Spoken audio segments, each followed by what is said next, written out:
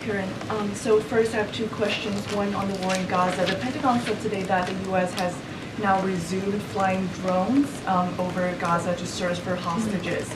Can you talk a bit more about if there's any changes in our efforts to locate the hostages in Gaza?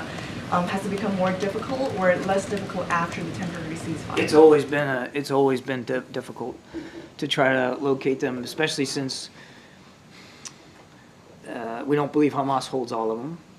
We don't believe they're all being held in one group, and it's entirely likely that they're being moved around as operations are conducted. So that's one of the reasons why, quite frankly, that our drone flights can be valuable. It's just an extra set of eyes up there to kind of see what you can see.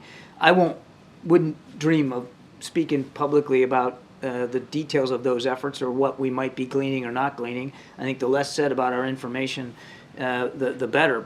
Except to say, as I said at the very early part of this briefing, I think to Selena's question, is we don't have perfect visibility on all of the hostages, where they are, what their condition is. And a quick follow-up on South Korea and China. You were talking about the meeting that Mr. Sullivan is having with South Korean and Japanese counterparts. The State Department recently raised concerns over China's economic coercion against specifically South Korea, pressuring Korean theaters to block an American performing arts company called Shin-Yun.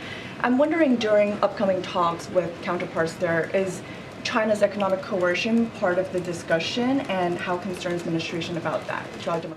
Well, first of all, we'll wait till a readout when Jake gets back and figure out what was exactly talked about, so I won't get ahead of that.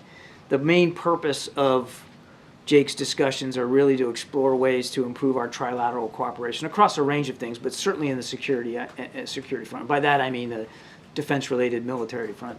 But cyber, space. I mean, it's all the things when it comes to trilateral cooperation.